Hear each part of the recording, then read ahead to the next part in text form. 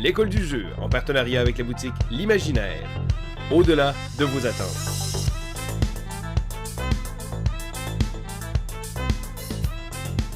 Allô mes beaux petits pif paf pouf, c'est Vincent et aujourd'hui j'ai la chance de pouvoir faire un autre épisode de Parle Jase Jase, là où je rencontre des invités extraordinaires et qu'on leur pose plein de questions et que par la suite, on a une petite discussion sur un sujet qui a été proposé par l'invité en soi.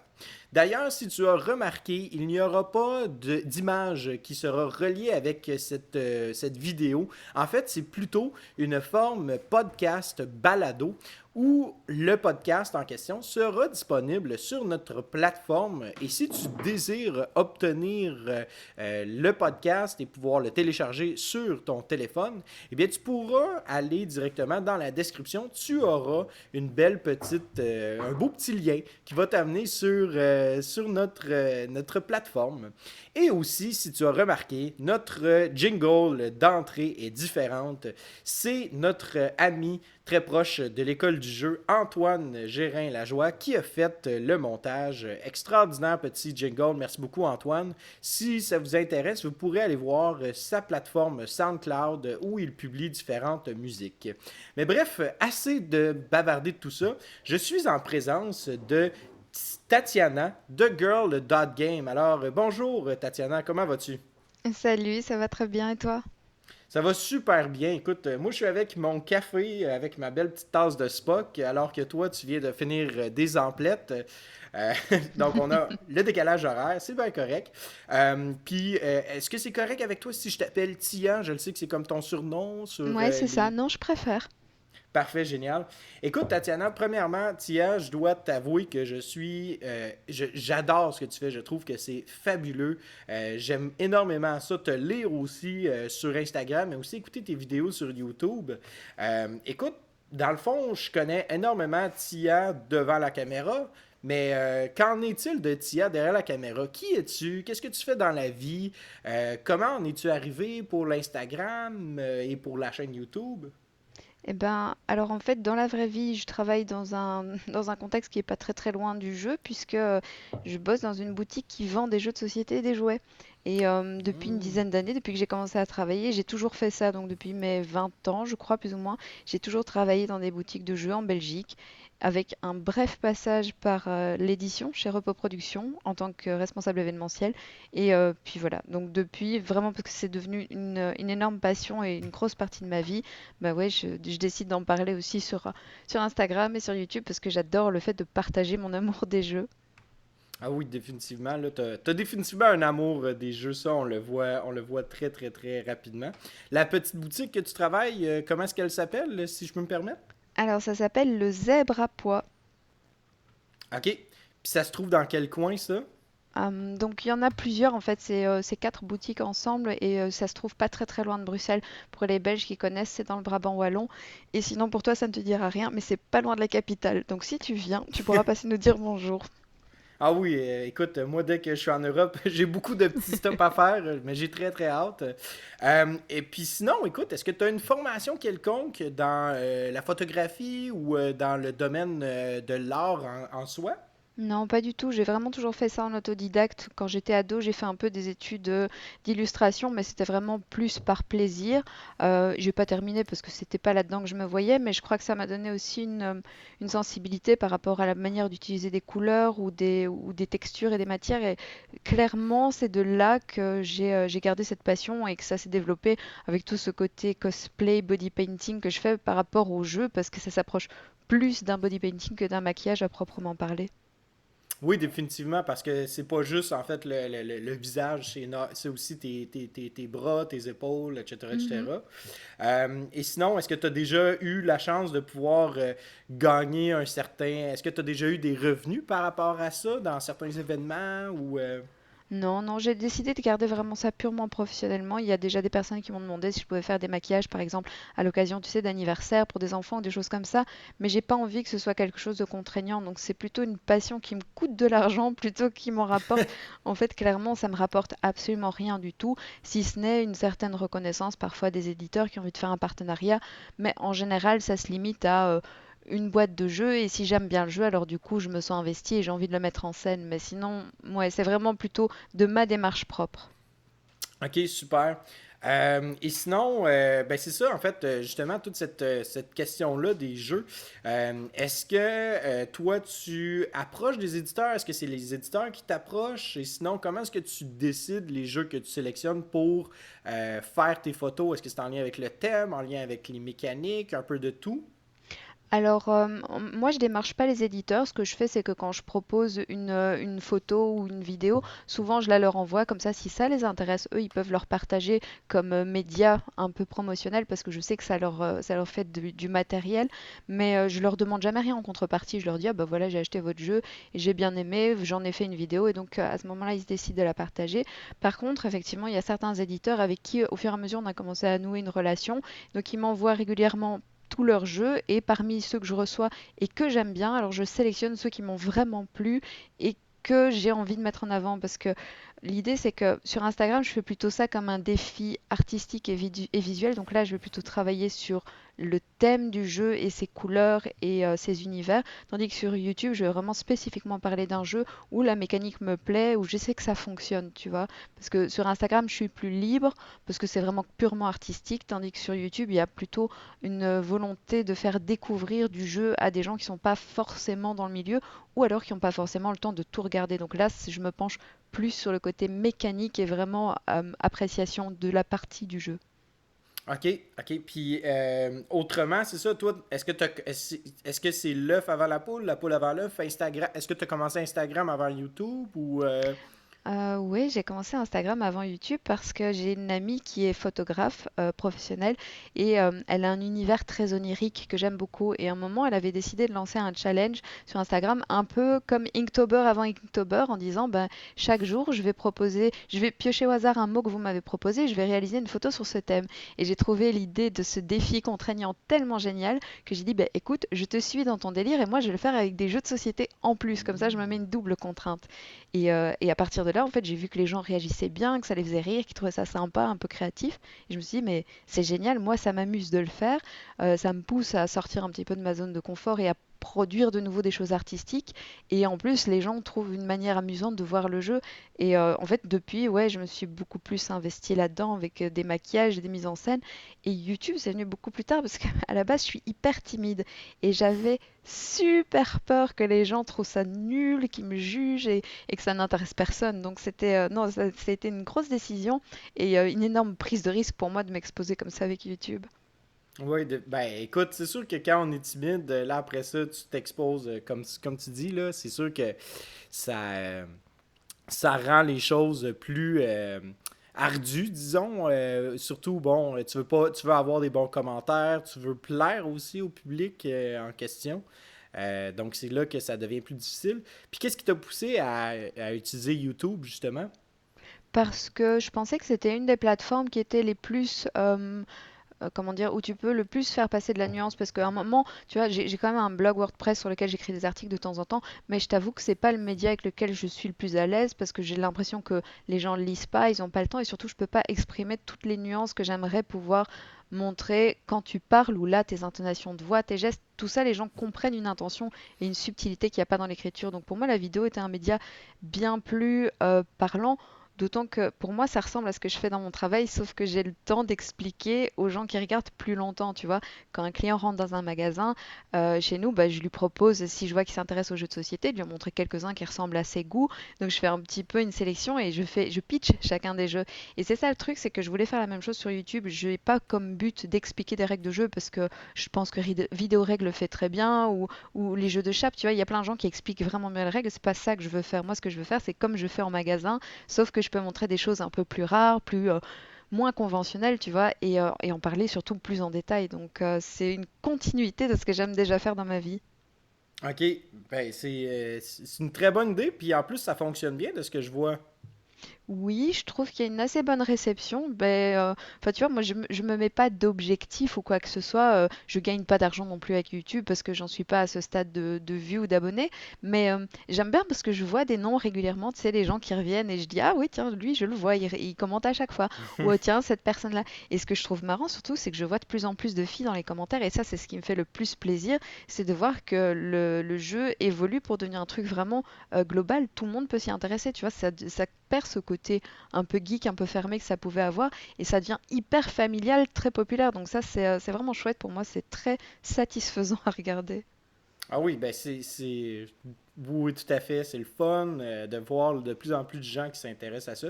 Est-ce que toi, d'ailleurs, depuis que tu travailles à la boutique, est-ce que toi, tu as vu justement un changement par rapport à la clientèle? Est-ce que tu vois de plus en plus, je sais pas moi, de plus en plus de familles, de plus en plus de filles ou de moins en moins d'un tel type de personnes? Ouais, ben en fait, déjà comme je travaille dans une boutique où on vend aussi, tu sais, un peu des jouets en bois pour les enfants, etc., c'est souvent des mamans et des familles un peu traditionnelles avec vraiment plus une envie de transmission et de partage, donc des gens peut-être un peu plus investis dans une éducation. Et je dis pas ça avec un jugement ou quoi que ce soit, mais tu vois que ce sont des gens qui ont envie de partager du ludique avec leurs enfants. Et de fait, en fait, quand les enfants grandissent, ces gens continuent à venir en boutique, à acheter des jeux de société, à vouloir les partager. Donc effectivement, je vois, et même quand on organise des petites journées jeux ou des choses comme ça, des gens de plus en plus jeunes, des familles de plus en plus et des femmes de plus en plus.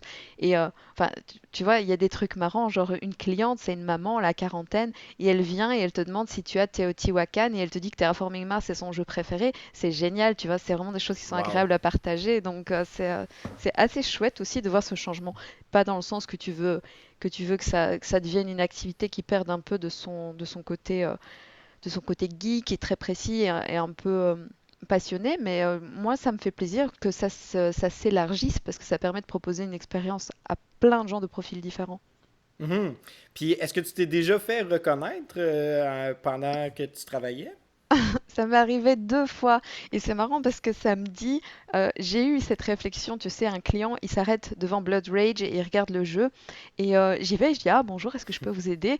Et je sais, je vois le regard des gens, ils disent: «Ouais, encore une petite nénette, elle croit qu'elle va m'apprendre les jeux de société» et alors il me dit: «Non, non, ça va, je connais très bien le jeu». Je dis: «Ah bah oui, OK, moi aussi, mais bon, si jamais vous avez besoin de conseils, n'hésitez pas». Et tu sais, je m'en vais comme ça et le gars me dit: «Oui, oui, j'ai plein de jeux de figurines». Je repars, je vais devant le magasin à la caisse et puis après, je le vois repasser, tu sais, il fronce un peu les sourcils, comme ça, il me regarde, il fait: «Vous êtes girl dot machin, c'est ça? Vous faites les vidéos sur YouTube?» Je fais: «Oui, oui, c'est moi».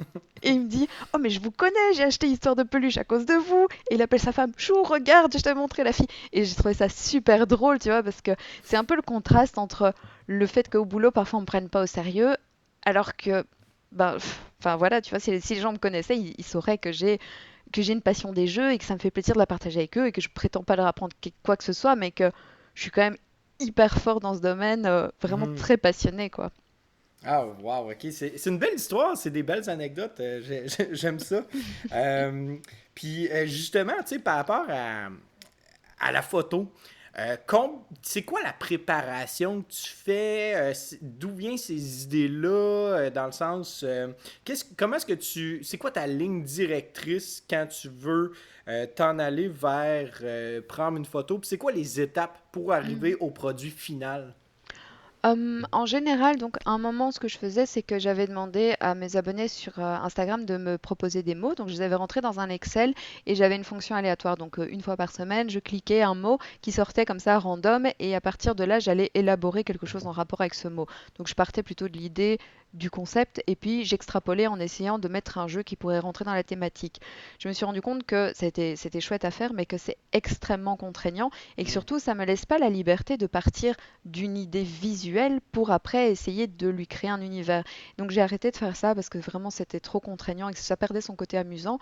Donc ce que je fais moi en général, c'est que quand un jeu m'a vraiment bien plu et qu'il a quelque chose où visuellement je sens que je peux créer un contenu fort dessus, à ce moment-là, je vais commencer à réfléchir à un maquillage. Donc je vais aller faire de la recherche parce que sur Instagram, les gens pensent qu'il n'y a que des nanas qui font des petits make-up avec des paillettes, mais non, il y a vraiment des gens qui font des effets spéciaux assez impressionnants, etc.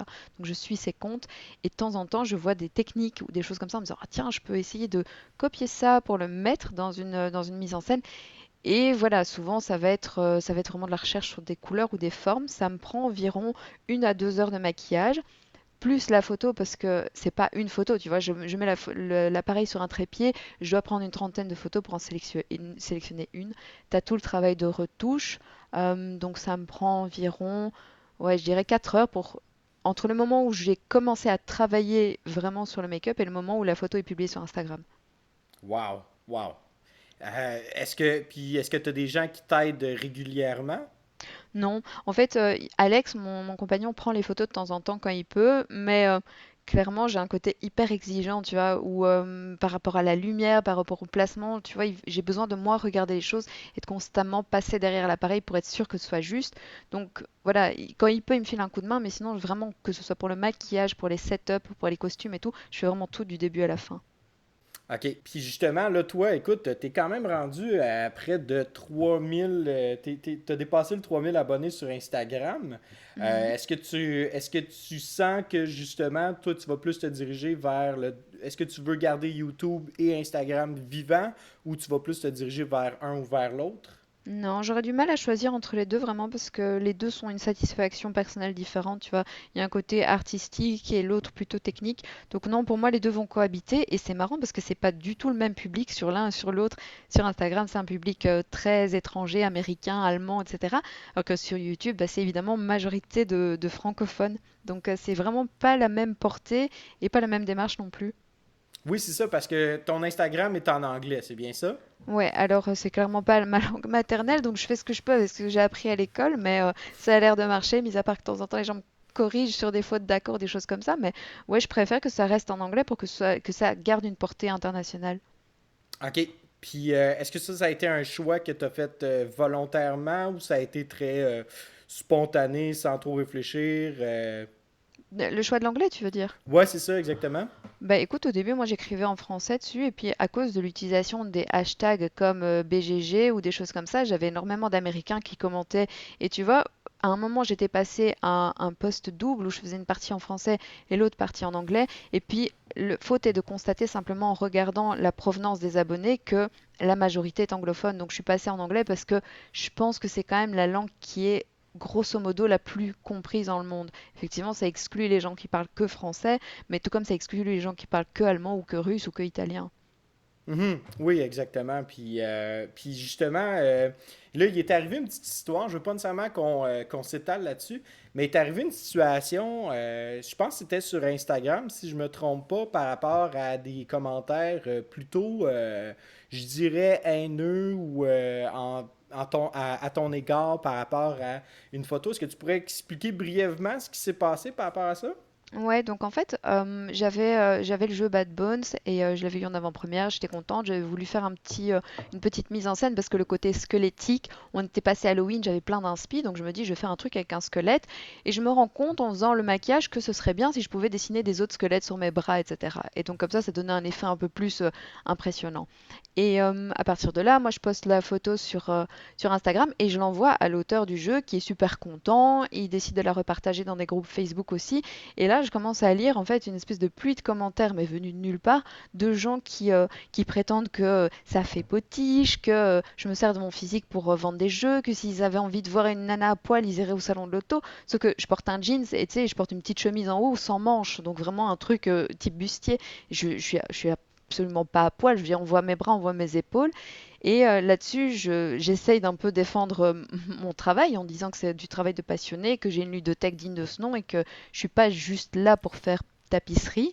Mais il y a plusieurs personnes qui soutiennent Mordicus que c'est dégradant, que c'est à moi de me poser des questions sur mon utilisation de mon physique pour la promotion des jeux. Enfin, et donc ça a été hyper difficile à encaisser parce que ça s'ajoutait à quelques autres petits commentaires supplique-ploc. Mais cette photo a vraiment cristallisé un truc, notamment parce qu'elle a été partagée dans la communauté des ludistes francophones, sur un groupe BGG. Et donc j'ai vu aussi les réactions hyper viscérales et haineuses des gens, des trucs que je cherche pas, tu vois, parce que moi quand j'aime pas un truc, je regarde pas et basta. Et là j'ai eu un espèce de truc en plein fouet et ça devient personnel parce que ça attaque mon physique. Donc ça a été très difficile. J'ai vraiment eu un espèce de dégoût, de plus envie de produire ni de la photo, ni de la vidéo, ni rien du tout. Et donc j'ai vraiment fait une espèce de repli sur moi-même. jusqu'à ce que je décide un moment de m'exprimer à travers une vidéo en expliquant pourquoi ça m'avait affecté et pourquoi est-ce que j'étais en colère en fait, parce qu'il y a ça, c'est de l'injustice en fait, donc ça m'a mise en colère et suite à ça, il y a encore des gens qui ont ressenti le besoin de m'insulter ou de me rabaisser, mais j'ai décidé de m'en foutre parce que j'ai vu en contrepartie tous les autres gens qui étaient tellement gentils, plein de soutien, hyper encourageants. Et là, je me suis dit, mais en fait, c'est pour ces gens-là que je le fais. La petite minorité qui est rageuse et insultante, j'ai autre chose à faire de ma vie que de m'intéresser à ça, tu vois. Et c'est difficile à faire parce que quand tu crées quelque chose, enfin, tu dois bien, toi, tu le sais plus que quiconque, quand tu crées quelque chose et qu'on t'attaque sur ta création, ça te blesse parce que quelque Mhm. part, tu fais ça bénévolement, tu fais ça pour le plaisir et tu as envie de faire plaisir aux gens et qu'on te reproche une critique mal placée, une critique est acceptable, mais une critique violente ou insultante ne l'est pas. Mhm. Puis en plus, c'est tellement de l'investissement de temps, d'énergie. Je comprends définitivement ce que tu veux dire là. Mhm. Puis justement, comment, si tu veux en parler, comment est-ce que ton copain il a réagi face à ça? Est-ce que lui a été frustré? Est-ce qu'il t'a aidé à passer à travers ça? Ça a été quoi sa réaction en général? Mais lui, c'est quelqu'un de plutôt stoïque, tu vois, donc il a tendance à ne pas se sentir affecté par grand-chose. Après, il voyait bien qu'effectivement, j'étais coupée de ma création et il trouvait ça super dommage. Il essayait de m'encourager à aller de l'avant. Et le truc, c'est que en tant que... Enfin, tu vois, quand t'es le copain d'une fille qui a une image publique, physique sur Instagram ou YouTube, tu dois aussi encaisser le fait qu'il y a des gens qui sont dans la séduction, dans la drague, etc. Et de te dire, bah ouais, mais ma copine, elle est exposée à ça. Et donc, tu vois, il essaye de faire vraiment abstraction de tout ça. Et quand ça devient vraiment aussi haineux, agressif, pareil. Mais ce qui m'a aidé, c'est que j'ai vu une de ces personnes, tu sais, qui m'avait insultée, etc. Je l'ai vue en vrai à Cannes. Elle n'est pas venue me parler, la personne, parce que voilà, je crois qu'elle osait pas trop. Et en fait, de voir cette personne en vrai, je me suis rendu compte, mais en fait, pourquoi est-ce que tu te rends malade? Je veux dire, c'est pas Dracula. Ok, elle écrit des commentaires de merde, mais il n'y a pas de raison de s'emporter pour ça, quoi. C'est quelqu'un qui aime bien les jeux comme toi, et puis tu t'en fiches, quoi. Elle fait pas partie de ta vie, tu la fréquentes pas, c'est pas important. Et ça permet vraiment tu sais, de souffler, vraiment relativiser comme ça. Oui, oui, oui, je comprends ce que tu veux dire. Ben, ça arrive fréquemment, là, tu sais, on rencontre des gens comme ça. Puis au final, il y a aussi une question que, bon, quand ces personnes-là te voient en vrai, bon, ben, habituellement, il y a aussi une perspective qui change par rapport à eux, par rapport à toi et toi par rapport à ton public, là. Mhm. Puis avec tout ça, toi, malgré tout, tu décides de continuer, tu décides de persister, mais est-ce que ça t'est déjà arrivé de sentir d'autres situations qui t'ont rendu mal à l'aise du fait que tu es une femme, soit dans des conventions ou même sur les différents médias sociaux que tu utilises? Euh, En fait, c'est pas tant le fait d'être une femme que les interactions que certains hommes peuvent avoir avec moi. Et alors, bizarrement, c'est pas tant dans le domaine de la séduction parce que ça va. Je veux dire, je fais pas, j'ai de la chance, je fais pas partie de ces gens qui ont dû subir de la drague lourde ou du harcèlement. Mais par contre, il y a une certaine manière un peu méprisante parfois que les gens ont de s'adresser à moi. Sous-entendu ou en tout cas supposé par eux que parce que je suis une fille, j'y connais rien et que je suis pas légitime, tu vois. Et Hmm. ça, c'est plus encore que le côté drague lourde ou geste déplacé, parce que voilà, c'est juste du bol. Je pense que ça m'est jamais arrivé. Je connais plein d'autres filles à qui c'est arrivé. Moi, j'ai pas eu ça. Mais par contre, le côté, ouais, ouais, attends, on va demander à un gars qui connaît un vrai animateur ou un vrai journaliste. Enfin, tu vois, tout ce genre de truc, ça arrive assez régulièrement par contre. Et ça, c'est un côté hyper bloquant et qui pousse finalement les filles à sortir du milieu parce qu'elles se disent qu'elles ont aucune valeur et aucune écoute. Est-ce que tu penses que justement ce serait une des raisons pour laquelle il y a il y a une tendance à ce que le hobby soit plus perçu comme étant quelque chose de plus masculin, Mhm. garçon, geek macho, etc. Est-ce que tu penses que ce serait relié à cette interaction-là?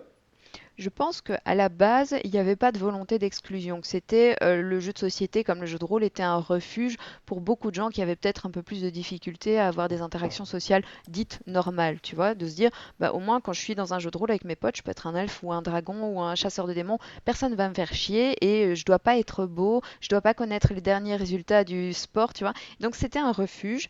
Et le problème, je pense qu'il y a beaucoup de gens qui ont très peur que ce refuge disparaisse parce qu'il commence à être envahi à leurs yeux par des femmes, des gens plus mainstream, des célébrités, tu vois, et des gens qui finalement, ce sont de ceux-là dont ils essayaient de s'éloigner. Et donc, c'est pour ça que je te dis que quelque part, ça me rend un peu triste parce que je pense qu'il y a cette volonté de s'accrocher et de garder ce truc fermé, mais il faut pas. Il faut pas. Et donc, ouais, c'est un truc de garçon si on veut, mais parce que ça a hérité d'une image nerd alors que ça l'est pas, tu vois. Le meilleur exemple qui me fait toujours marrer, c'est moi je suis très jeu de rôle aussi, tu vois, pas que jeu de société. Et il y a cet acteur Joe Manganiello, c'est le gars qui explique, donc il est fan de Donjons et Dragons depuis tout petit, et il vient de lancer une ligne de t-shirt uniquement basée sur des dés avec les règles écrites sur le t-shirt, donc c'est marrant, il fait sa promotion et tout. Faut savoir que le gars, il raconte que quand il était ado, il était un peu la starlette de l'école, capitaine de l'équipe de foot, capitaine de l'équipe de natation, il avait des super bons points, il était beau, il est toujours beau, il joue des stripteaseurs dans des films, tu vois. Donc il a ce côté mec un peu vain, un peu inutile. Et c'est un fanat de jeux de rôle et il veut lui donner des lettres de noblesse. Moi, je pense que des gens comme ça font du bien au milieu parce que ça permet de dire à tout le monde, vous êtes les bienvenus et c'est pas pour autant qu'on va voler le refuge du nerd, tu vois. Ça reste quand même un univers où on se veut quand même bienveillant et accueillant en fait. Mhm. Un exutoire au final pour Oui, plusieurs. c'est ça. Puis, parfait. Puis, une petite dernière question avant que j'aille sur les questions du public. Ça, c'est peut-être plus personnel à moi. Toute la question, tu parlais tout à l'heure de la question de la drague, le fait que des gens essayent de faire du charme sur les réseaux sociaux avec le fait que tu sois une femme. Comment toi, ça te fait réagir? Comment est-ce que toi, tu perçois ça? Puis au-delà de ça, comment est-ce que tu tentes que les gens voient ça? Comment est-ce que tu réagis? Ben, en fait, c'est difficile parce que je me dis que les gens ne perçoivent qu'une facette de ma personnalité. Tu vois, ils voient le personnage public, la fille qui est un peu rigolote, qui a de l'autodérision et un espèce d'humour noir sur les vidéos, mais je ne le prends pas au sérieux parce que je me dis que ça peut pas être sérieux parce que ces gens me connaissent pas. Ils connaissent pas la personne avec ses mauvais côtés, ses mauvais jours, tu vois, la personne qui fait la gueule le matin, tu vois. Tous ces côtés-là, tu ne sais pas qu'ils existent parce qu'en fait, quand tu t'adresses à un personnage sur le web, et c'est pas que moi, hein, je prends des exemples de personnalités YouTube qui reçoivent des messages d'amour enflammés, ça n'a aucun sens parce qu'en fait, tu t'adresses à un personnage qui est construit pour être sur Internet. Et c'est pas la personne réelle que tu aimes bien, c'est l'image et l'univers dans lequel elle vit et ce condensé en fait de 7 minutes qui te plaît et t'intrigue, mais ça va pas plus loin. Et je pense que ces gens dans la vraie vie auraient une toute autre image de moi. Donc c'est pour ça que je n'y prête pas attention, parce que souvent c'est gentil, tu vois, c'est jamais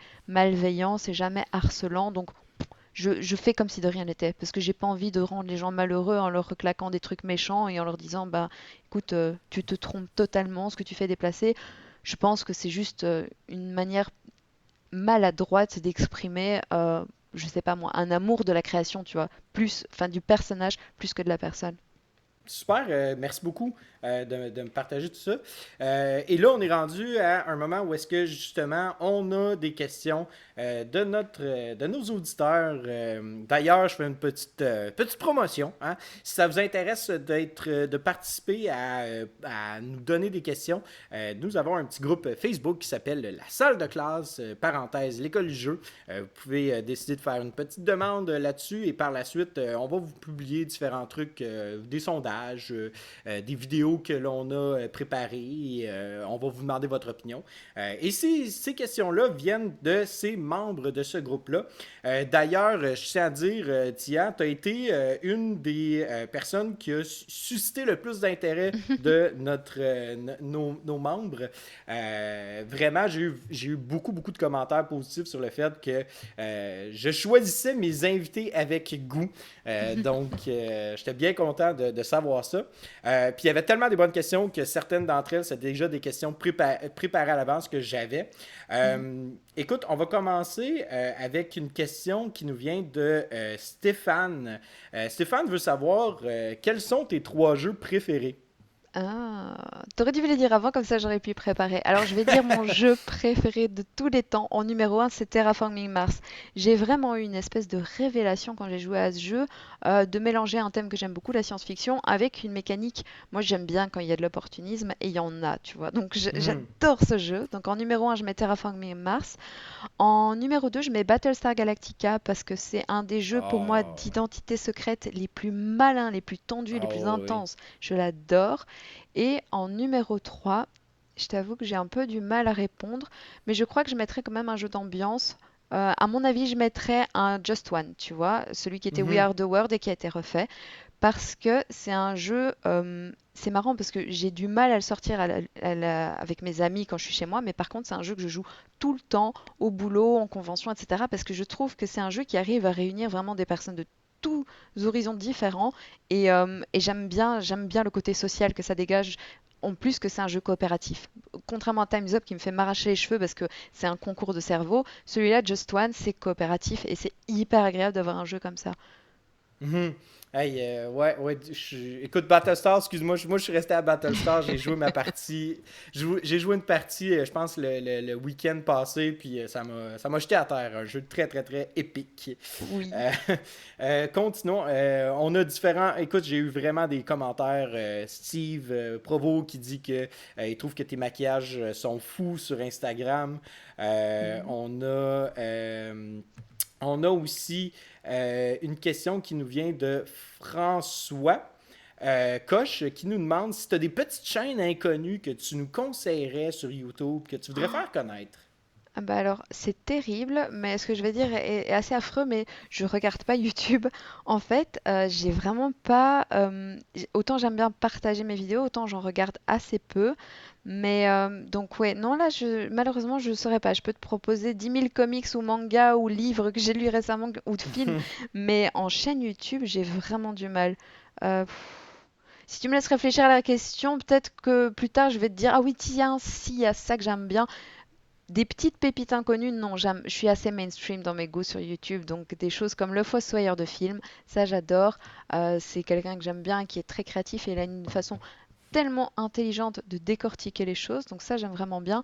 Mais sinon, ouais, je sais pas, difficile. Passé sauvage aussi est assez bien sur YouTube, c'est plutôt tout ce qui est histoire, donc décortiquer vraiment l'histoire humaine. Mais voilà, mis à part ces deux-là, je sais pas te dire. OK. Ben écoute, c'est bien correct, il n'y a pas de problème. Ensuite de ça, on a Miguel, Miguel Piette qui nous dit qu'il a découvert le jeu culte grâce à toi et que tu sembles bien aimer les jeux qui offrent de la confrontation directe ou indirecte avec la possibilité de nuire ou déranger ses adversaires. Puis il veut savoir en fait tes jeux préférés pour assouvir cette envie de take that ou de backstabbing. On a parlé de Mm, Battlestar mm, Galactica. ouais. Alors, il y a un jeu qui est plus édité, mais qui a été longtemps un de mes coups de cœur en jeu, vraiment avec de la confrontation directe, c'est Chaos dans le Vieux Monde. Tu vois, c'était un Ah jeu dans oui, oui, l'univers oui. Warhammer, un truc incroyable. C'est le seul jeu de ma vie où j'ai peint toutes les figurines. Donc, Ah ouais. celui-là, dans le genre méchant, il était vraiment très très intense. Donc ça, j'aime beaucoup. Culte, c'est vrai que je suis étonnée à quel point il y a eu une bonne réception du jeu, parce que moi je l'ai vraiment bien aimé, mais j'avais peur que, à cause du fait que ce soit Brajlon et que c'est un éditeur qui est pas très connu pour les jeux, j'avais peur que les gens passent à côté. Et en fait, le jeu a un très beau succès, donc ça je suis contente. Mhm. Et sinon, peut-être en jeu plus petit format, tout ce qui est à identité secrète, type résistance, ça c'est des choses aussi où il y a moyen de faire des sales coups. Et c'est pour moi le jeu avec le plus haut degré d'interaction, parce que ton but c'est quand même de convaincre les autres d'assassiner quelqu'un juste par délit de sale gueule. Donc, Ouais, ouais, tout à fait, là. Et une deuxième question de sa part. Euh, Étant donné que tu sembles être une joueuse qui aime vivre ses émotions pendant une partie, est-ce que tu pourrais nous raconter un moment où ça a augmenté le plaisir du jeu, le fait de vivre une émotion, ou au contraire que cette émotivité a ruiné ou nuit au déroulement du jeu? alors, je suis extrêmement mauvaise perdante, donc ça, je pense que je l'ai assez dit souvent dans mes vidéos. Et c'est marrant parce que j'adore être vache avec les autres, mais j'aime pas du tout qu'on l'est avec moi. C'est un truc qu'il faut que je gomme. Mais au niveau des émotions de jeu, je me souviens qu'il y a une partie en coopératif cette fois-ci. Donc, c'était une partie de. euh, alors, j'annonce qu'il y a du spoil, donc les personnes qui vont écouter ça, la prochaine minute, faites sauter votre casque ou j'en sais rien. Mais donc, il y a un moment dans Pandémie où tu découvres qu'il y a un traître dans Legacy. Et j'ai trouvé ce truc mais tellement incroyable. En plus, on avait passé une nuit entière à jouer avec des personnes dans un week-end jeu. Et en fait, on a fait que ça. Donc, de 22h le samedi jusqu'à 20h le dimanche, on a fait toutes les parties de Pandémie Legacy le premier. Et ce moment où Wow. on a eu la révélation du traître, je te jure, c'est un truc, il était 4h du matin, on était fatigués et on s'est tous regardés. Et limite, on a crié, genre, oh putain, c'est incroyable, mais qu'est-ce qui se passe? Mais c'est pas possible! Tu vois, déjà, tes nerfs sont à vif parce que tu as dû déchirer des cartes, mettre des autocollants, écrire des choses. Et là, ce truc supplémentaire, ça a été une espèce de coup de massue. Donc ça, c'était génial. Donc ce jeu-là, vraiment, au niveau émotion, pour moi, c'est un de ceux qui est assez fort. Dans le côté négatif, je vais plutôt dire This War of Mine. C'est un jeu que j'aime bien, mais que c'est comme quand je regarde un épisode de Black Mirror. C'est seulement quand je suis de bonne humeur. Tu sais, si t'es déprimé, tu peux pas. Et en fait, on Mhm. avait fait ce moment où t'as un mec, c'est un clochard, en fait, il est réfugié comme toi, sauf que lui, il a plus de nourriture. Et on te dit que t'as trouvé une boîte de conserve, et soit tu peux lui donner, soit tu peux la reprendre. Et je te jure qu'on a eu un débat de 10 minutes avec Alex pour savoir si on allait lui donner la nourriture ou pas. Et c'était, je me suis sentie mal après, mais tellement, j'ai plus eu envie de jouer depuis. Et Ah ça fait ouais, ok, quelques wow. semaines. Wow. C'est vrai que dans ce jeu-là, hein, moi j'ai joué avec ma femme justement, là, Mhm. on avait tout le temps ces débats-là, à savoir, bon, elle est plus gestion de ressources, puis là, non, tu peux pas te permettre de faire ça. Moi, j'étais comme, oui, mais tu sais, ce serait dans sa personnalité du personnage de faire ça. Oui, c'est ça, exact. Dernière question qui nous vient de Kaomin Desbiens. Désolé si j'ai un peu scrappé ton nom, Kaomin. Est-ce que toi, tu serais potentiellement prête à une collaboration avec nous pour une session de jeu en groupe qui manque sévèrement à notre paysage Internet québécois? Alors, sur le fond de la question, enfin, tu vois, j'ai envie de dire oui tout de suite. Le truc, c'est que, il faut réussir à trouver un agenda qui convienne à tout le monde. Et déjà, quand tu Oui. essayes de jouer avec tes amis, c'est dur. Et en plus, il faut trouver aussi un moyen de faire un jeu où ça marche pour tout le monde. Donc, ça dépend. Est-ce qu'on fait un jeu de société, on le fait sur Tabletop, ou est-ce qu'on le fait sur Steam? Est-ce qu'on le fait pendant un week-end? Parce que moi, je travaille les samedis aussi, tu vois, ça aussi, Mhm. ça handicape fortement. Mais alors, franchement, moi, je suis hyper pour. Mais vous organisez tout, vous me proposez 8 dates et alors je choisis une et on se cale ça. Parfait. Pas de problème.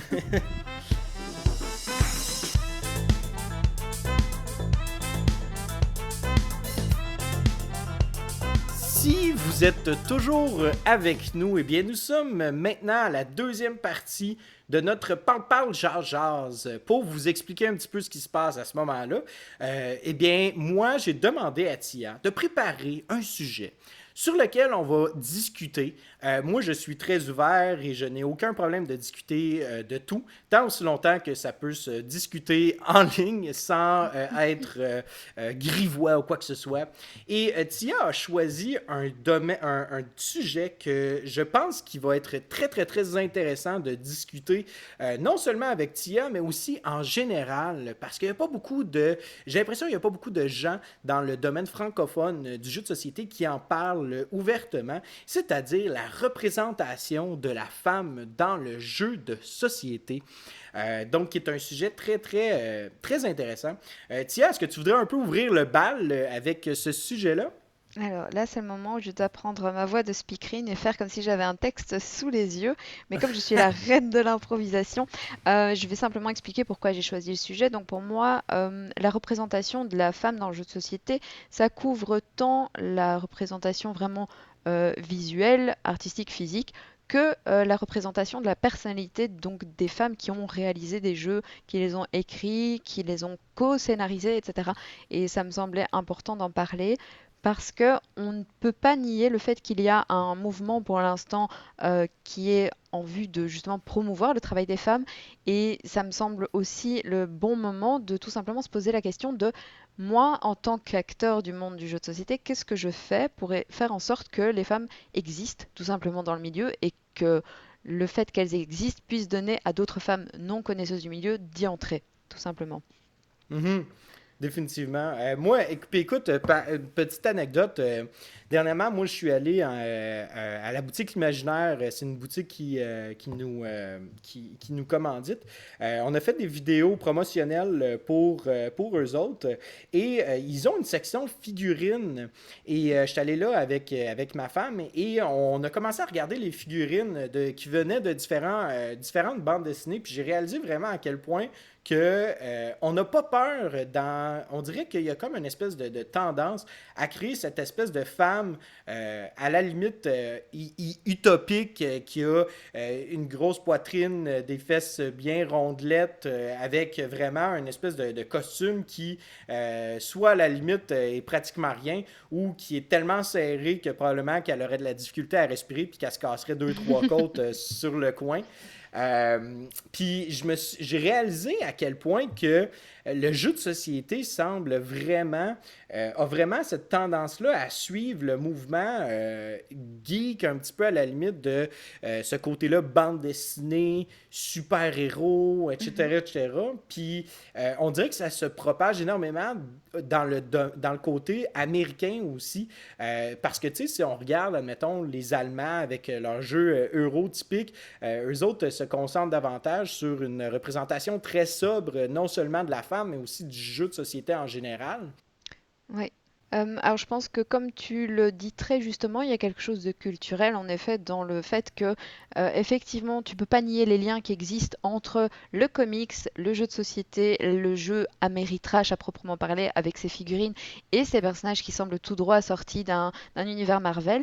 Et le truc c'est que moi j'aime énormément aussi les comics donc c'est pour ça que j'ai assez facile à faire le parallèle.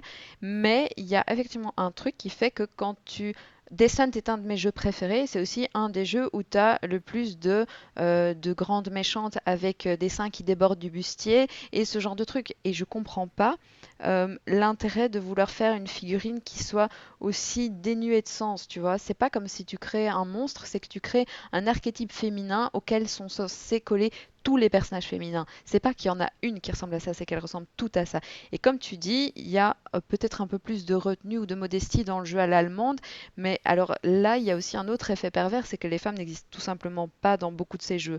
Tu vois, Hmm. pour moi, il ne s'agit pas de faire de la censure ou de forcer absolument le trait pour empêcher les gens de créer leur truc ou les obliger à mettre un certain quota de femmes. Il s'agit de questionner la démarche des auteurs en disant, ok, tu veux faire un jeu avec des figurines, avec des monstres, des guerriers et des héros, mais explique-moi pourquoi est-ce que sur les 8 héros que tu as créés en figurines, 7 sont des hommes de tout type et tout profil, avec un nain, un hobbit, un elfe, un guerrier, un barbare, un paladin avec plus ou moins d'armure, et que la seule femme que tu mets, elle est automatiquement à poil. Quel est le sens de ta démarche? Est-ce que c'est parce que c'est uniquement ce que tu connais et donc ce que tu reproduis, ou est-ce que c'est parce que tu es juste infiniment beauf jusqu'à la fin des temps? Oui, c'est ça. Tu sais, jusqu'à quel point est-ce qu'on veut. Est-ce que c'est une question aussi de marketing, de business? Puis je trouve aussi qu'à la limite, il y a comme une espèce de double standard qui est en train de se créer où est-ce que, bon, quand un jeu présente plusieurs femmes dans celui-ci, puis que les femmes sont bien représentées, on dirait que ce jeu-là a comme une espèce de dédicace à la femme, et là, ça devient quasiment un wow, c'est extraordinaire, il y a que des femmes ou il y a plein de Oui. femmes qui sont bien représentées, tu sais. Alors qu'au final, si on avait une espèce de côté plus sobre, plus neutre au niveau Mhm. justement de la représentation de la femme, est-ce que ce jeu-là aurait autant d'engouement que ça, tu sais? Ouais, non, je vois à quoi tu fais référence. On peut penser notamment à One Deck Dungeon où, effectivement, moi, je t'avoue que la première fois que j'ai entendu parler du jeu, c'était parce que tous les personnages étaient féminins. J'ai acheté le jeu, je l'ai même pas encore joué, mais d'ailleurs, je vais faire ça cette semaine. Mais vraiment, tout le monde a parlé de ça. Il y avait ceux qui étaient surpris agréablement du fait qu'on prenne, entre guillemets, cette décision couillu, c'est le mauvais mot, mais de faire ça, un jeu avec que des femmes. Il y avait ceux qui hurlaient à l'hérésie parce qu'il n'y avait pas de personnage masculin. Et j'ai envie de dire, mais enfin, est-ce que vous vous rendez compte que la seule raison pour laquelle on s'excite autant autour de ce jeu, c'est parce qu'il n'y a aucun jeu qui a pris le parti de faire un truc aussi risqué, alors que je suis désolée, mais quand tu joues à Bruxelles 1893, tous les architectes sont des hommes, ça pose de problème à personne, parce que c'est histo, parce que tout ce que tu veux, mais en attendant, le fait est qu'on joue avec un jeu avec que des hommes et j'ai entendu personne dégainer son flambeau pour aller allumer une pile de jeux en disant c'est scandaleux, il y a que des hommes. Bah non, il y a que des hommes parce qu'il y a que des hommes et basta. Je veux dire, je m'énerve pas parce qu'il y a que des hommes. C'est historique, donc c'est cohérent. Après, j'aimerais bien qu'on puisse aussi raconter des histoires de jeux de société avec que des femmes ou avec autant de femmes que d'hommes. Et qu'on puisse jouer à One Deck Dungeon sans que tout le monde se tape, tu sais, avec le coude comme ça en disant regarde, ils ont mis que des personnages féminins. Bah oui. Oui, c'est ça. Puis, tu sais, c'est parce que aussi, c'est que, tu sais, il y a un exemple aussi qui, moi, me vient en tête quand on parle de ça. Un jeu qui a été édité par un Québécois, Goblivion. Je sais pas si tu en as entendu parler. Mhm. Euh, c'est un jeu où est-ce que, bon, on a que des... Lui a fait une espèce de blague où est-ce que, bon, tous les personnages sont des hommes roux avec des yeux bleus. Et puis là, tout le monde a commencé à dire justement que la femme n'est pas représentée, etc., etc. Alors que pour lui, c'était simplement juste, je vais utiliser un personnage, un archétype, puis je vais juste garder ces personnages-là. Puis de toute façon, pourquoi est-ce qu'un personnage qui évoluerait se transformerait soudainement en femme? Donc, je trouve que c'est ça. Et des fois, il y a comme vraiment une espèce de situation par rapport à ça qu'on n'aurait pas, puis que si, admettons, justement, il y avait eu cette espèce d'équité à la base, ça n'aurait jamais dérangé personne que la personne fasse un jeu qu'avec des roues aux yeux bleus, tu sais. Ouais. Puis on pourrait justement se dire, pourquoi est-ce qu'il n'y a pas de roues, tu sais, mais je trouve qu'il y a comme énormément de choses qui sont difficiles à gérer à la limite, même en tant que web créateur. Je trouve que c'est difficile de jongler avec tout ça. Où est-ce qu'on se positionne? Comment est-ce qu'on voit ça? Est-ce qu'on parle de ça? Est-ce qu'on fait fi de ça? Ouais, mais en fait, c'est délicat parce que tu vois, moi, le gars, je vais pas aller le crucifier parce que je viens de regarder, je connaissais pas du tout Goblivion, mais je viens de voir la couverture, effectivement, avec que des espèces de guerriers roux et un orc. Et à aucun moment, je me sentirais dérangée que le jeu ne mette en avant que des hommes si il n'était pas une goutte d'eau dans un océan de jeux qui ne mettent en avant que des hommes. Tu vois, c'est ça qui Mhm. me pose souci. C'est pas tellement le fait qu'un un auteur ou même une autrice, parce que tu peux être une femme et avoir envie de mettre en scène que des hommes. Je veux dire, on pense à J.K. Rowling, son héros principal, c'est un homme quand même, un garçon, mais peu Oui, importe. oui, Et je veux dire, ok, le gars a envie de faire un jeu avec que des personnages masculins, pas de souci, parce que ça le fait triper, parce que ça se passe dans un monastère du 15e siècle, ou parce que c'est une confrérie de brasseurs, alors il va mettre que des personnages masculins. Ok, il n'y a pas de souci. Le souci vient du fait que lui, comme tant d'autres, ne s'est pas du tout posé la question à aucun moment, et il n'est pas plus coupable que les autres. Il fait juste partie d'un système qui fait que dans les jeux de société, de manière globale, la femme, elle est moins représentée que les moutons, par exemple, tu vois. Je dis oui. ça presque au C'est hasard fou, parce là. que Ouais, il ouais. y avait eu cette étude d'une femme qui avait fait ça sur BGG. Elle avait pris les 200 premiers titres les plus célèbres de BGG. Elle avait analysé à chaque fois les couvertures et elle avait fini par établir une stat avec le nombre de fois où un homme était représenté, le nombre de fois où une femme était représentée. Et elle disait, ben, on voit plus souvent des animaux que des femmes sur des couvertures. Maintenant que tu le dis, c'est très prononcé en effet. Puis justement, tu sais, la présence des animaux, on dirait que quand on tombe avec cette thématique-là, où est-ce que bon, on peut parler de route par Mhm. exemple, ou encore mettons d'agricola, où est-ce qu'on n'a que des animaux, on Ouais. dirait que à ce moment-là, ces jeux-là ne viennent pas nécessairement à l'encontre ils ne proposent rien comment je pourrais dire ça? Ils proposent rien qui va à l'encontre de la représentation féminine, mais c'est pas nécessairement aussi, je pense pas que ce soit nécessairement la porte de sortie pour dire, OK, bon, ben, on évite tout ça, parce qu'au contraire, c'est un peu de l'évitement ou peut-être Ouais. un genre de manière de contourner la question, là.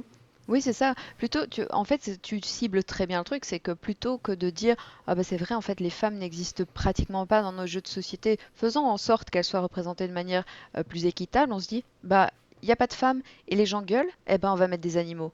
Oui, mais c'est pas ça le sens du problème. Le sens du problème est que tu continues à mettre des hommes et des animaux et t'as toujours pas de femmes. Tu vois, et effectivement, comme tu dis si bien avec Root ou avec des jeux comme Everdell, t'es content parce que tu joues des petits écureuils et des petits lapins. Ouais, mais si tu regardes bien les écureuils et les lapins, ils ont encore une fois une dégaine de chevalier, de prêtre ou Mhm. d'assassin ou des choses comme ça, toujours habillés, représentés comme des personnages d'essence masculine en tout cas.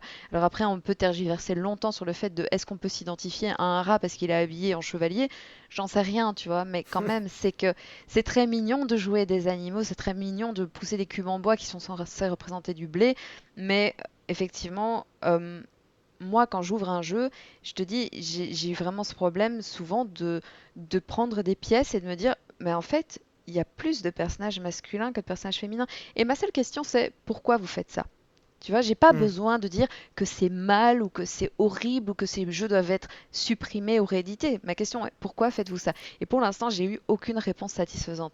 La seule Mhm. personne qui a eu, entre guillemets, le courage d'assumer, c'était l'illustrateur de Château Aventure qui a dit bah, la raison pour laquelle j'ai dessiné que des personnages masculins sur ma couverture, c'est parce que je me suis servi des référentiels que moi je connais et des héros que moi j'aime bien, à savoir le type de Retour vers le futur, le petit gamin qui ressemble à Harry Potter, l'autre qui ressemble à un hobbit, tu vois, et donc il s'est servi de ces référentiels de héros masculins parce que lui, en tant qu'homme, ce sont les référentiels qu'il a intégrés. Et donc il avoue qu'effectivement, c'est parce que ça lui faisait plaisir de dessiner ces choses-là comme étant des choses héroïques. Mais le problème, c'est que en faisant ça, moi d'expérience, je l'ai vu, les gamines dans le magasin, quand je leur montre ce jeu, elles disent ah mais c'est un jeu pour les garçons ça. Et alors, on peut Hmm. dire ce qu'on veut, mais c'est des gamines de 8 ans. Elles ont bien le droit d'être plus victimes, entre guillemets, de ces stéréotypes. C'est pas à elles, à 8 ans, de comprendre qu'il faut aller derrière la jaquette du jeu pour comprendre ce qu'il y a comme contenu. Tu vois, c'est aux adultes de faire en sorte de leur proposer un contenu qui les exclut pas d'office. Oui, oui, oui, je comprends. Puis c'est très intéressant, tu sais. Puis je pense qu'en fait, peut-être aussi une autre, probablement tu as déjà eu cette réponse-là, mais peut-être moi, ce que je répondrais, tu sais, de façon franche, puis juste instantanée, spontanément, ce serait probablement le fait que c'est une question qui n'existait pas avant très, très, très longtemps. Et aujourd'hui seulement, ça fait quoi? Ça fait peut-être, moi je pense, ça fait à peine 5 ans, même Mhm, pas, qu'on commence à se pencher sur cette question-là. Tu sais, on pourrait faire un comparatif aussi avec le cinéma, où est-ce que, bon, on a des personnages féminins qui sont de plus en plus présents. Tu sais, on parle aussi des réimplémentations dans la bande dessinée, où est-ce que Thor devient une femme, mhm. où est-ce que, bon, dans Star Wars, le protagoniste est une femme. On a Capitaine Marvel qui vient de sortir, qui est une femme. Donc, de plus en plus, on commence à se rendre compte que cette situation-là est présente depuis très, voire trop longtemps dans la littérature de toutes sortes, puis qu'on veut mettre un stop à ça, on veut faire en sorte que cette culture du geek, du nerd, ne soit pas exclusif à un public cible, comme tu disais tantôt pendant la séance de questions. Là. Mhm. Mais en fait, c'est exactement ça. Ce que tu expliques, c'est le fait que, je pense, les amateurs du genre se sentent dépossédés de leur refuge en se disant, ben, si on me vole mon Thor qui est un héros blond avec des muscles et qu'on met une petite meuf qui est métisse, je comprends plus, je perds mes repères, j'ai l'impression qu'on vient de me dire que ce que j'aimais n'était pas valide et ne servait à rien. Mais en fait, ce qu'ils se rendent pas compte, c'est que ces univers ne leur appartiennent pas. Ces univers sont censés appartenir à tout le monde parce qu'ils sont censés pouvoir faire rêver un tas de gens et pas juste le mec qui est frustré parce que une équipe de Ghostbusters est soudainement féminine. Je veux dire, il s'agit même pas de parler de la qualité du film, mais le film a déjà été descendu avant même qu'il soit sorti, tout simplement parce qu'il Hmm. supportait pas l'idée d'un casting 100% féminin. Je veux dire, mais qu'est-ce que ça peut faire? Ton film des années 80, il existe encore, personne te l'a arraché, tu peux encore continuer à le regarder et bien l'aimer, mais nous aussi, on peut avoir envie d'avoir une Indiana Jones au féminin et pas juste une Lara Croft qui a été créée pour faire rêver les garçons. Donc, Mhm. Puis tu me fais penser, en disant ça, il y a un jeu qui m'est venu en tête, Vast. Je sais pas si tu sais le prédécesseur de Root. ouais. Je sais pas si tu y as joué ou quoi que ce soit. Non, jamais. OK, parce que moi, ce que je trouve, c'est génial parce que l'idée derrière Vast, c'est que je pense que c'est Patrick Leder qui l'a créé. Cette personne-là a décidé, justement, a réalisé qu'il n'y avait aucun personnage féminin. Puis ce qu'il trouvait dommage, c'est qu'il voulait faire en sorte que sa fille puisse jouer à des jeux de société. Mhm. Et il a décidé de créer Vast avec le protagoniste de l'histoire étant une chevalière, une femme qui décide d'aller abattre le dragon qui Mhm. hante le village depuis si longtemps. Et c'est basé sur une histoire qu'il avait raconté à sa fille. Et sa fille l'a aidé aussi au niveau du artwork. Et Mhm. ça a été vraiment au départ, quand Vast est sorti, puis que cette histoire-là est sortie, on dirait que ça avait vraiment créé une espèce de vague de joie aussi de voir. Puis ça, c'est un autre sujet qui serait quasiment connexe, mais qu'on n'aura pas le temps de parler, je pense. Mais la relation, justement, entre le père et sa fille dans le jeu de Mhm. société, l'homme et la femme aussi, tu sais, on a j'ai l'impression que c'est comme si on est vraiment distincts, puis tu l'as dit toi-même, tu souffres quand tu es dans ta boutique d'un stéréotype que tu connais pas grand-chose parce que tu es une fille, Mhm. alors que c'est pas le cas, c'est complètement différent, tu sais. Oui, mais c'est marrant que tu parles de cet exemple avec Fast. Je suis en train de regarder donc les couvertures du jeu. Et effectivement, je vois que par exemple, il me semble une extension qui est sortie avec un personnage noir. Et ça aussi, tu vois, je veux dire, moi je parle de la cause féminine parce que c'est quelque chose à laquelle je suis sensibilisée et directement en première ligne. Mais je veux dire, ce sera pour un autre jour avec un autre invité. Peut-être qu'un jour quelqu'un en parlera. Mais la cause des personnes de couleur qui n'existent pas non plus dans les jeux de société, Mhm. c'est aussi assez dramatique. Et tu sais, par rapport à l'exemple du père qui crée le jeu avec sa fille, moi, je pense au gars qui a écrit le jeu de rôle My Little Pony. À la base, il a écrit un jeu de rôle parce que lui-même est rôliste et que sa fille de 5-6 ans était fan de My Little Pony. Il a dit, je vais écrire un jeu de rôle pour qu'elle puisse jouer avec ses copines. Et la vérité, c'est que les gens qui achètent le jeu aujourd'hui, c'est des mecs, des papas, des ados, des adultes et des gens qui ont envie de plonger dans cet univers ultra cute et mignon et tout à fait innocent. Et il n'y a personne qui va les traiter d'attardés parce qu'ils s'intéressent à un univers qui ne leur est pas destiné à la base. Et tu vois, c'est ça qui me rend triste en fait, c'est que en voulant faire du jeu de société quelque chose de non inclusif, ils le cloisonnent volontairement et ils en font volontairement quelque chose où personne ne peut rentrer facilement, pas de sa propre volonté, tu vois. Mhm. Puis tu me fais penser, on pourrait parler de My Little Sight aussi, qui était un Ouais. jeu qui a été créé par le papa Oui. avec sa fille. Puis moi, j'ai joué d'ailleurs avec ma nièce, et Mhm. je trouve que c'est. Moi, je trouve ça fabuleux parce que ma nièce, elle a quoi? Elle va avoir 7 ans. Non, elle vient d'avoir 7 ans, dans le fond. Mhm. Non, ouais, elle vient d'avoir 7 ans. Excuse-moi, écoute, j'ai l'air d'un oncle terrible. Je connais pas l'âge de ma petite nièce. Non, mais blague à part, elle commence à jouer, puis elle est très, très, très compétitive. Puis son père me dit continuellement, ah, elle me bat tout le temps à My Little Sight, est imbattable. Puis je trouve ça le fun, je trouve ça vraiment agréable de partager ce moment-là privilégié avec ma nièce, qu'elle Mhm. elle s'amuse dans le jeu de société, elle trouve sa place, puis que justement, le fait que ce soit une petite fille, ça change rien au fait que elle peut avoir un côté compétitif, tu sais, Bien puis sûr. tu sais, toute cette perspective-là, puis on pourrait parler aussi de... il y a eu une situation qui est arrivée, ben, différentes situations que, bon, dans les grosses conférences à la Gen Con, souvent les femmes se Mhm. sentent un petit peu oppressées, tu sais, par Ouais. des avances des hommes. Puis toi, justement, tu sais, on en parlait tantôt, mais est-ce que justement, tu le ressens, ça, des fois, dans certaines conventions, non? Ben alors, enfin, je veux dire, honte à moi, mais moi, j'étais pas vraiment consciente du problème. Et c'est un jour Katie Headley, je sais pas si tu vois qui c'est. C'est une nana qui est très active dans le monde du wargame, plutôt anglophone. Et elle a notamment aidé pas mal sur des financements participatifs, etc. Et cette fille a expliqué donc qu'elle a été victime d'agression sexuelle dans une convention. Elle a expliqué ça il y a un an. Et son tweet a été retweeté massivement. Et donc, c'est à partir de là que j'ai commencé à m'intéresser à cette problématique spécifique de la convention. Et en discutant effectivement avec des bénévoles, des organisateurs, des filles en convention, je me suis rendu compte que c'était un problème qui existait, que plusieurs personnes avaient vu. Et que c'est pas parce que moi je l'ai pas vécu que je le nie ou que je trouve inutile. Et en fait, je sais pas comment c'est chez vous. Je pense que vous êtes en général un peu plus avancé que nous sur les questions sociales de ce genre-là.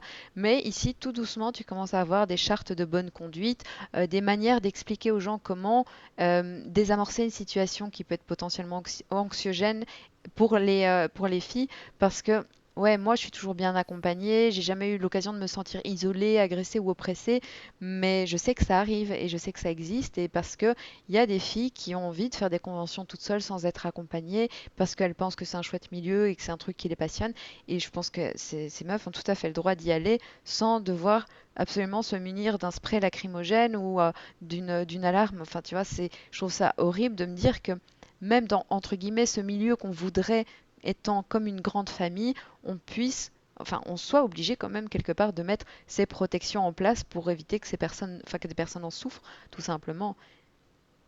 Oui, oui, puis je trouve ça bizarre, ce genre. Ben, en fait, il y a ça à la base, mais il y a aussi, tu sais, d'un côté, en fait, ça remonte à loin, ce genre d'attitude. Tu sais, moi, ce que je trouve plate, c'est que justement, c'est qu'on est en train de dire aux femmes, femmes, faites attention aux hommes, mais Oui. qu'en est-il des hommes? Puis tu me fais penser, j'ai eu un cours à l'université sur le conte de fées. Et on avait en fait cette perspective-là venant d'une autrice, d'une analyste qui faisait une analyse des différents contes de fées et qui amenait un peu sa perspective un peu féministe par rapport à ça. Puis il y en avait un notamment que c'est extraordinaire. C'est extraordinaire de voir vraiment comment c'est flagrant.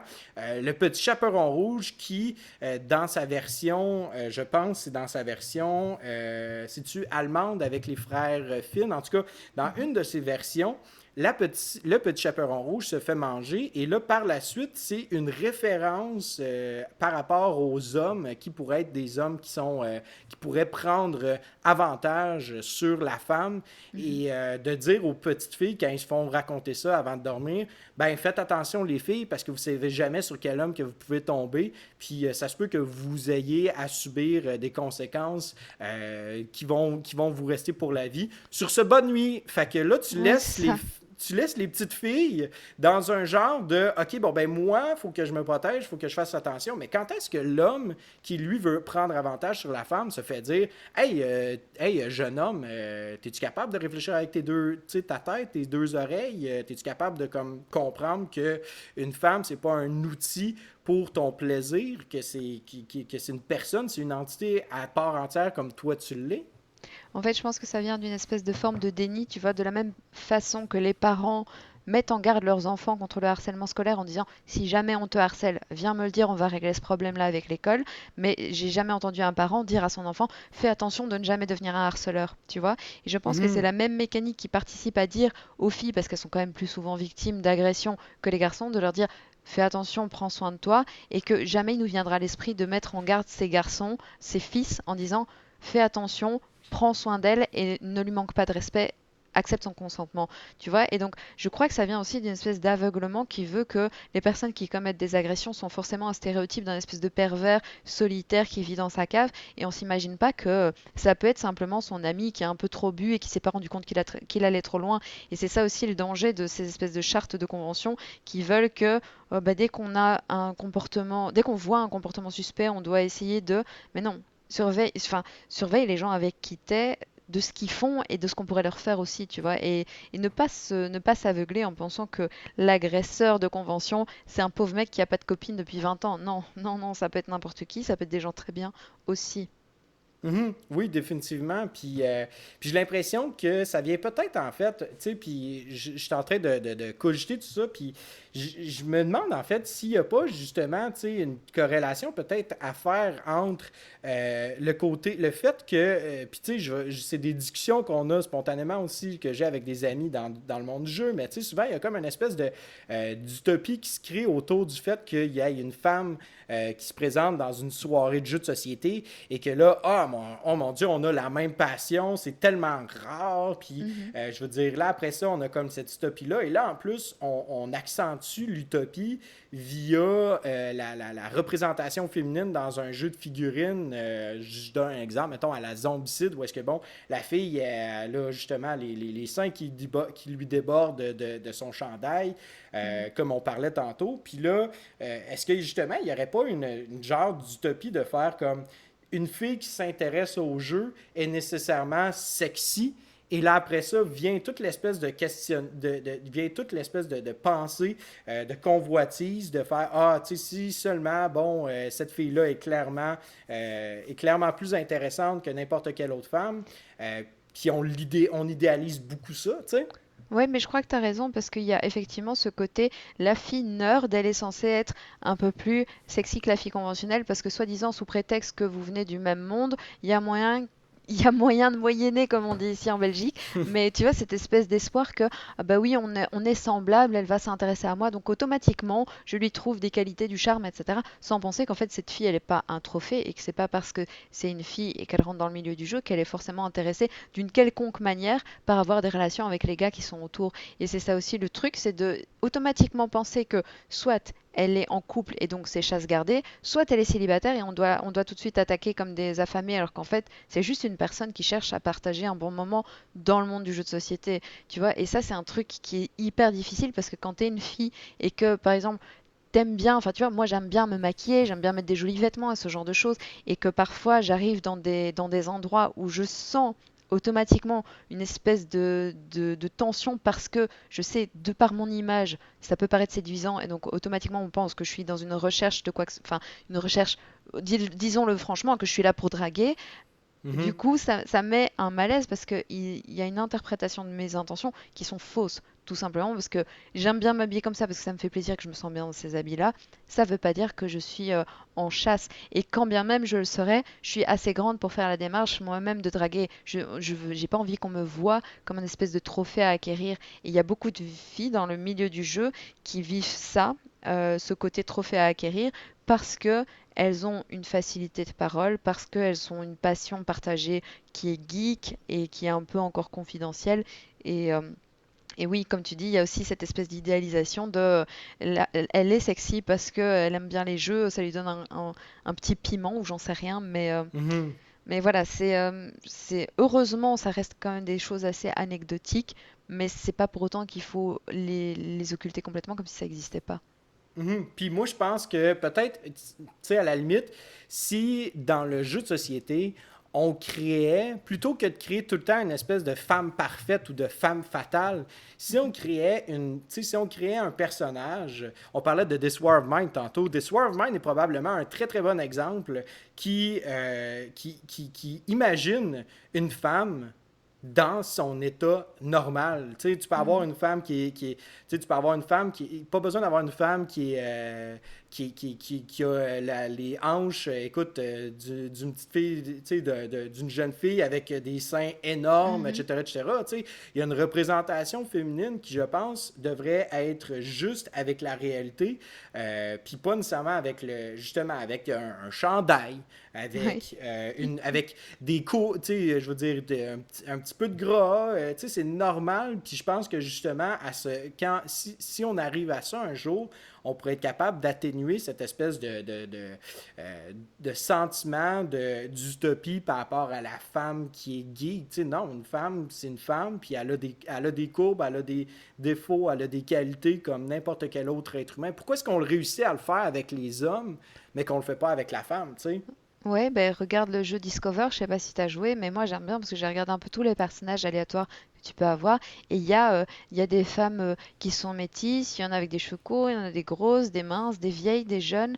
Et c'est aussi dans l'extension de Ganymède, c'est hyper bien fait. Les personnages sont tous, ils ont tous la classe, tu vois, vraiment, véritablement la classe, mais ils ont tous des tours de taille et des couleurs de peau différentes. Et t'as vraiment une variation qui fait que les personnages ont beaucoup plus une identité propre parce qu'ils sont représentés comme ça. Et j'en avais parlé avec Emmanuel Beltrando, donc qui fait Sorry We're French, et il me disait, ben, moi je crois à un univers diversifié, je crois à un futur avec des gens métissés, des gens de toute forme, de toute peau, de toute taille, et pour moi c'est plus que de la reconnaissance, c'est que c'est le seul pour moi qui a une vision juste parce que actuellement, il prend en compte ce genre de considération avant d'éditer un jeu, tu vois. Et pour moi, Mhm. c'est la base. Dans Greenville, tu joues une bande d'ados, tu sais, les ados sur leur bike dans les années 80, et t'as trois filles, trois garçons. Et c'est normal, tu vois, il n'y a pas de commencer à réfléchir. C'est pas un groupe à la Stranger Things où tu as quatre garçons et juste la fille. Donc non, c'est vraiment, je trouve que c'est une manière tellement subtile et intelligente de voir le futur et ça gâche rien au jeu. Au contraire même, ça lui donne encore plus de profondeur, je trouve. Mhm. Oui, oui, oui, tout à fait. Puis, mais tout ça me fait un petit peu. Je saute un peu du coq à l'âne présentement, mais tout ça me fait un peu réfléchir. Tu sais, mettons, on parle d'un jeu comme Wingspan. Si on avait cette équité-là, est-ce que ça aurait été un aussi gros buzz que ce soit une autrice qui ait créé Tu sais, bon, il y aurait eu le côté environnemental, il y aurait eu le côté de la thématique, mais est-ce que tu penses, toi, que il y a une partie du buzz qui vient du fait que, bon, c'est une femme qui a créé ça, Elizabeth Hargrave, qui est Mhm. extraordinaire. Tu mentionnais d'ailleurs ses études, j'étais super content que tu le fasses. Oui. Mais tu penses-tu qu'il y a comme un espèce de buzz qui a été créé à partir du fait que c'est une femme qui a fait le jeu? Moi, je suis persuadée que le fait que ce soit une femme et scientifique, entre guillemets, même si elle fait ça en tant qu'ornithologue amateur, je suis certaine que ça a contribué à faire de son jeu un succès. Et moi, en toute honnêteté, j'y ai pas encore joué, mais je sais que je vais l'acheter pour cette raison principalement, parce que j'ai envie d'encourager ce genre de démarche. J'ai envie d'encourager le fait que les femmes, elles sont pas juste bonnes à être co-autrices ou alors à faire des jeux pour enfants et qu'elles sont tout à fait valables et capables de faire des jeux un peu plus complexe, quoi. Parce que, oui, je sais Mhm. bien que c'est pas d'un niveau d'un Teotihuacan, mais ça reste quand même un jeu qui a l'air assez voilà, un bon jeu de gestion. Et je crois que effectivement, le fait, en tout cas pour lequel les journaux et les grands médias traditionnels, tu vois, elle a eu un article dans le Times, je crois, et dans Mhm. le Guardian, qui parlait de elle et de sa création. Et je pense que parce que c'est une femme, les gens en parlent. Mais ça enlève rien au talent du jeu ou son talent de réalisation. Mais effectivement, c'est Mhm. un truc, c'est tellement rare et c'est tellement spécial que ça se doit d'être noté. Et j'espère qu'elle ouvre la voie pour des personnes qui vont se dire mais en fait, moi aussi, je suis capable de faire un gros jeu de gestion si j'ai envie et qui parlera, j'en sais rien, de la reproduction des abeilles, de la pose de briques dans un mur, peu importe, tu vois, mais de se dire que Mhm. nous, femmes, on ne doit pas se cantonner à faire des petits jeux qu'on n'ose jamais montrer et quand on le fait, bah, c'est des petits jeux qu'on va plutôt montrer à des éditeurs pour enfants ou quoi, tu sais. Moi, je m'étais toujours dit que si un jour je fais un jeu, je l'envoie de manière anonyme avec un nom d'homme en me disant Mhm. parce que je suis certaine qu'on ne me prendra pas au sérieux si je l'envoie avec un nom féminin. J'en suis certaine. Wow, ok. Ben justement, tu sais, c'est drôle que tu parles de ça. Tu sais, on pourrait prendre l'exemple de Mr. Cuddington qui a illustré Brass, qui a Mhm. illustré Santorini et compagnie. C'est un couple qui est derrière, puis eux autres, ils ont décidé de s'appeler Mr. Cuddington. Je me souviens plus exactement la raison, mais bon, ça a été un choix. Est-ce que ça a été un choix en relation avec le fait que Lina et David étaient ensemble, puis ils voulaient juste créer quelque chose relié ensemble, ou parce que, bon, ils voulaient pas avoir les deux noms sur une boîte, enfin bref. Mais tu touches à un point, moi, que je trouve quand même assez particulier. Euh, le fait que ce soit une femme qui crée quelque chose rend la chose unique. Et moi, ça me...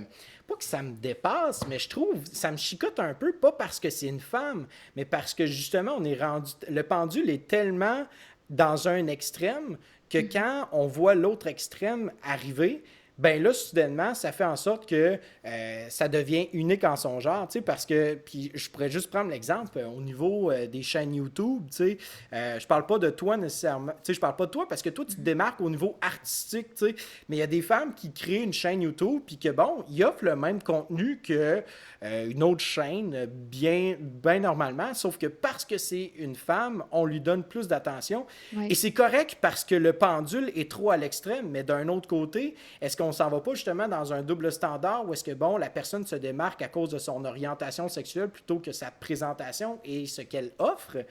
Oui. Je sais pas trop comment aborder cette question-là. On dirait que ça me rend un peu... Mais en fait, le euh, problème, c'est que ça te force en tant que personne à valider la discrimination positive, alors que fondamentalement, c'est pas une bonne chose. Parce que ce qu'on est en train de dire, c'est qu'en fait, on va mettre plus les projecteurs sur de la création féminine parce qu'il n'y en a pas assez, au risque d'empêcher la bonne création masculine de se démarquer. Et c'est dommage.